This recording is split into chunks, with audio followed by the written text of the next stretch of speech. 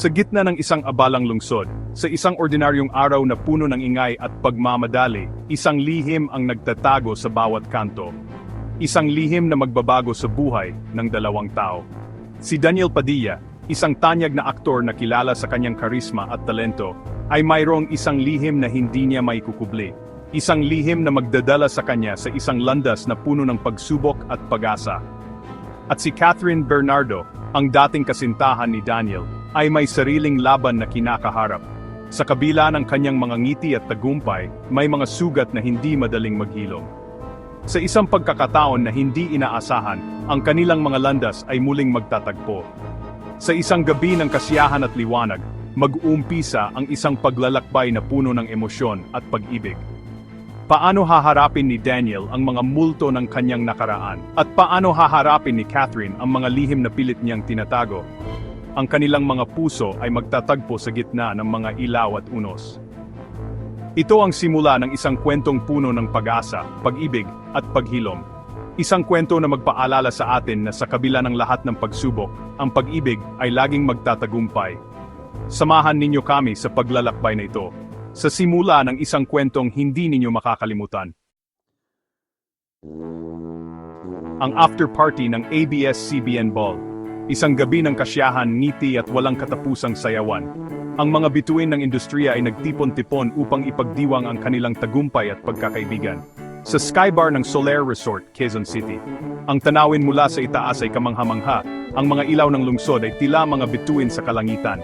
Nagkikislapan ang mga ilaw, sumasabay sa ritmo ng musika. Ngiti rito, tawa roon. Ang bawat isa ay tila walang alalahanin. Nag-enjoy sa bawat sandali ng gabi. Ngunit sa isang sulok, may nagbabadyang unos. Sa kabila ng kasiyahan, may isang taong tila hindi mapakali. Si Daniel Padilla, nakasandal sa bar counter, mariing nakatitig sa baso niya. Ang kanyang mukha ay puno ng pag-aalala at lungkot. Hindi maalis sa isip ang nakita kanina. Ang mga mata niya ay puno ng alaala, mga alaala na tila ayaw siyang pakawalan. Si Catherine at si Kyle.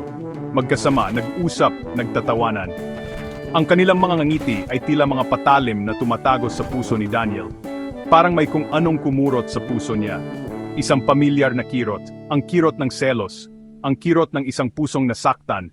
Matagal na silang hiwalay ni Catherine. Pero bakit ganoon? Bakit parang kahapon lang? Ang mga alaala ng kanilang pagmamahalan ay tila sariwa pa rin sa kanyang isipan. Bakit parang hindi pa rin siya nakaka-move on? Ang bawat sandali ng kanilang pagsasama ay tila isang pelikulang paulit-ulit na pinapalabas sa kanyang isipan.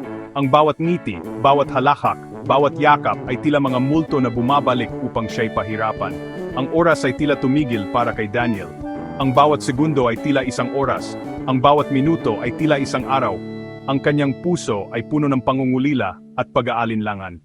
Ang mga larawan ng kanilang nakaraan ay tila mga pahina ng isang librong hindi niya kayang isara.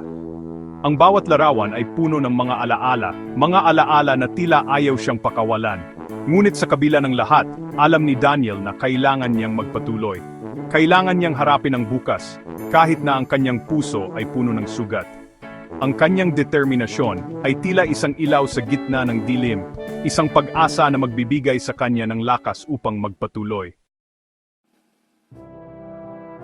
Ilang taon din ang itinagal nila ni Catherine, isang pag-ibig na kinakiligan ng lahat. Ngunit gaya ng ibang relasyon, dumating din sila sa wakas. Masakit, mahapdi, parang ayaw tanggapin ng puso. Sinubukan niyang magpatuloy, magpakabusi sa trabaho, lumabas kasama ang mga kaibigan. Ngunit sa bawat sandali, naroon pa rin ang alaala ni Catherine. At ngayon, heto siya, muli na namang nasasaktan.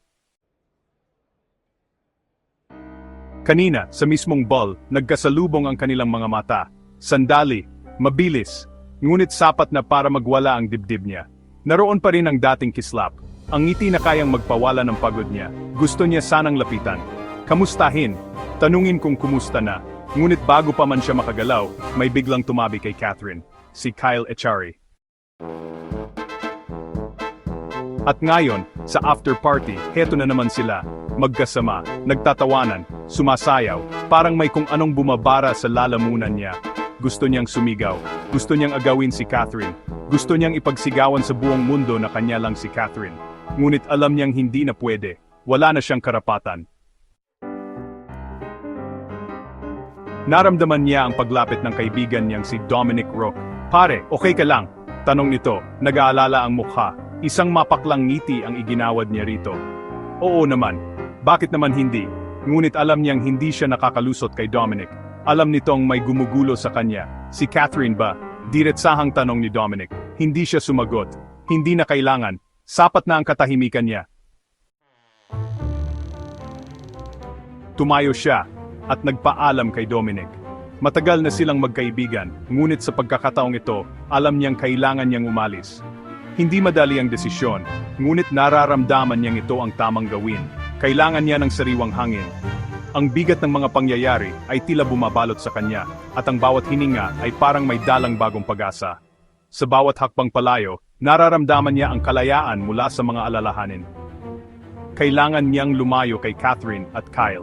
Ang kanilang presensya ay nagdudulot ng sakit at paggalito. Hindi niya alam kung paano haharapin ang mga damdaming ito, kaya't minabuti niyang lumayo muna.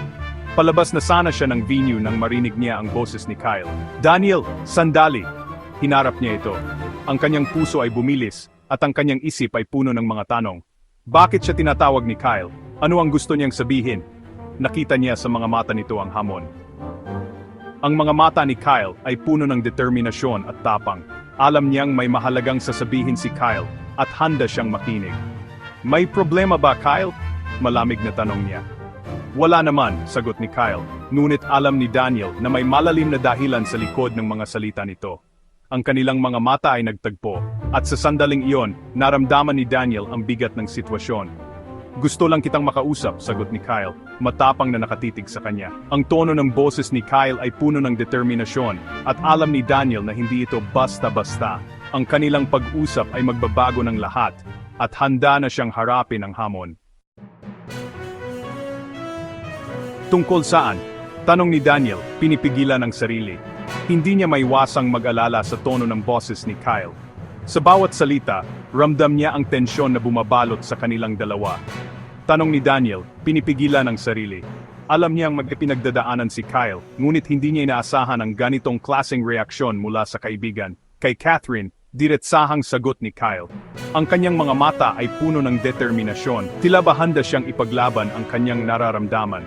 Mukhang hindi ka pa rin nakaka-move on. Ang mga salitang ito ay tila mga patalim na tumusok sa puso ni Daniel. Hindi niya inaasahan na magiging ganito kadirekta si Kyle. Tila isang sampal sa mukha ang mga salita ni Kyle. Nag-init ang ulo niya. Ano bang pakialam mo? Maring tanong niya. Hindi niya mapigilan ang galit na nararamdaman, lalo na't alam niyang may katotohanan sa mga sinabi ni Kyle. May pakialam ako dahil mahal ko si Catherine, matapang na sagot ni Kyle. Ang kanyang boses ay puno ng emosyon, tila ba bawat salita ay may bigat na hindi kayang sukatin. Matapang na sagot ni Kyle. Hindi niya alintana ang galit ni Daniel dahil alam niyang kailangan niyang ipaglaban ang kanyang nararamdaman. Hindi na nakapagpigil si Daniel. Ang kanyang mga kamao ay nagsimulang manginig, tanda ng kanyang matinding galit at pagkabigo. Isang malakas na suntok ang pinakawalan niya. Ang kanyang galit ay tila isang bulkan na sumabog, walang makakapigil sa kanyang nararamdaman. Sapol sa panga si Kyle. Ang kanyang katawan ay bumagsak sa lupa, tanda ng bigat ng suntok ni Daniel.